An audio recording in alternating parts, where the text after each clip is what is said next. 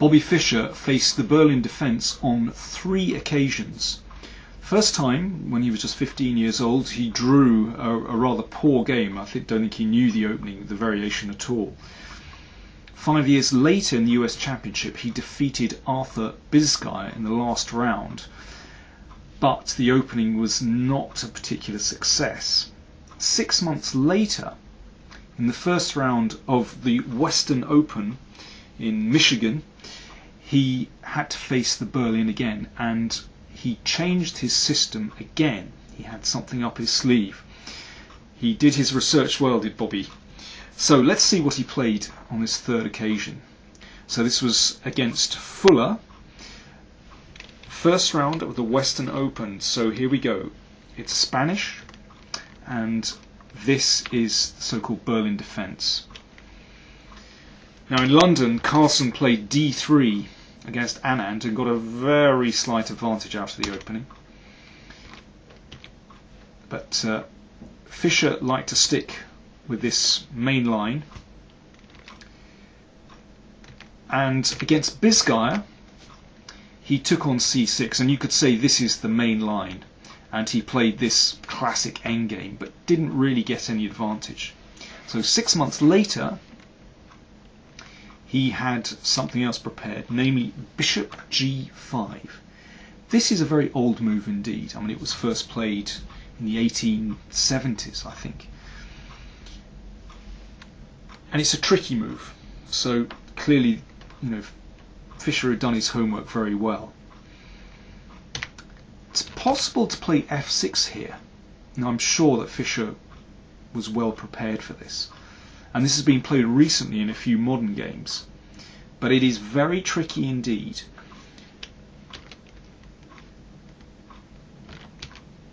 I looked at this up recently in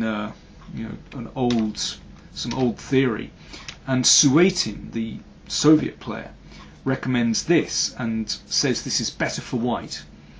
But it's very tricky indeed, and I think if black plays very accurately, he should be okay. But white has some initiative here. This is not simple. You try to bring out your knights, your pieces very quickly. You can check on c4 to disrupt the king position. And yeah, I think from a theoretical point of view, probably fine for black, but in practice quite difficult to defend.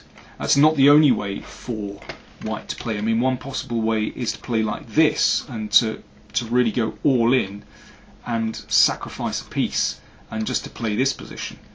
This is also very, very sharp indeed, and well, depends whether you like defending or not, but this is another possible way for white to play.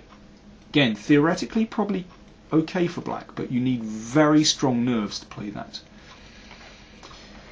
But after bishop g5, the safest move for black is to play bishop e7, and that was the choice of Fischer's opponent in this game. And this is a very old move indeed.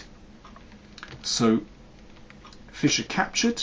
By the way, I should say bishop c6 was played in a game between Tarrasch and Lasker quite a long time ago, in 1896.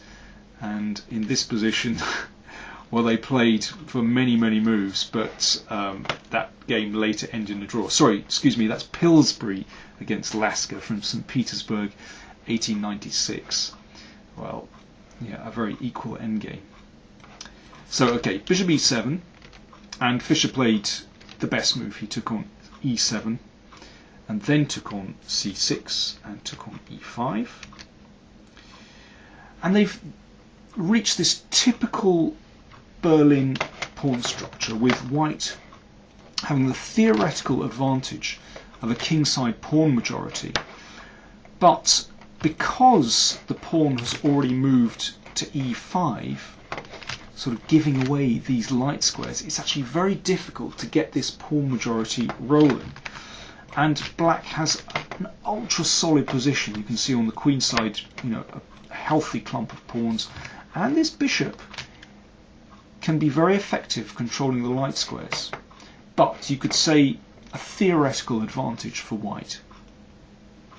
At least white has managed to get rid of black's two bishops. So this is how Fischer played. Now Fischer is moving his queen over to the king side. And now Fischer played knight e4. I'm not convinced by knight e4, I have to say. I think it might be more effective simply to challenge on the d file. This has been played in several games. For example, this was how Patrick Wolf played against Anand in New York '93. Patrick Wolf, of course, former United States champion, and well, playing against Anand in his early stages of his career. And I think Wolf showed how you can build up quite solidly here with white, and get some advantage.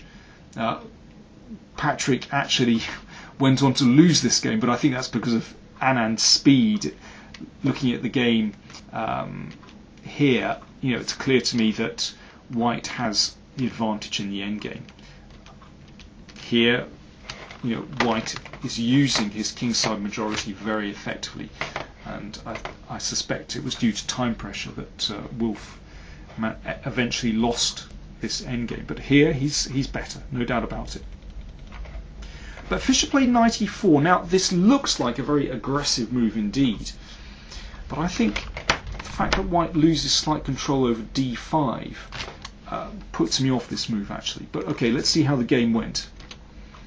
Okay, h4. Well, that's directed against a possible g5 later and gaining space on the king side. Well, it's not too bad. And here black should play c5,